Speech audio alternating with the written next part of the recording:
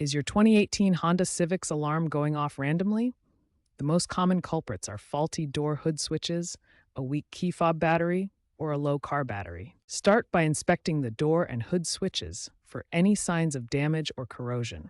A stuck or misaligned switch can trigger false alarms. Next, replace the key fob battery. A weak signal can lead to the system thinking the car is being tampered with. Finally, check your car's battery voltage. It should be between 12.4 and 12.8 volts for optimal performance. A weak battery can disrupt the car's computer, causing the alarm to go off. Ignoring the symptoms can lead to a dead battery or immobilizer activation. Once you've diagnosed the likely cause, here are the main ways to fix the 2018 Honda Civic alarm issues. If a door or hood switch is faulty, replace it.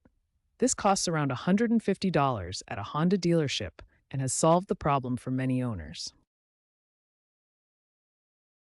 If it's the key fob, a simple battery replacement should fix lock-unlock failures that trigger alarms. If the car battery is weak, consider jump-starting or replacing it. A battery below 12.6 volts can cause random alarms by disrupting the body control module. For more complex issues, or if the alarm persists, the ECU might need reprogramming. Honda dealerships use special software like HDS for this. In some cases, aftermarket modifications like LED lights can interfere with the car's system. Removing these mods and resetting the ECU may resolve the problem.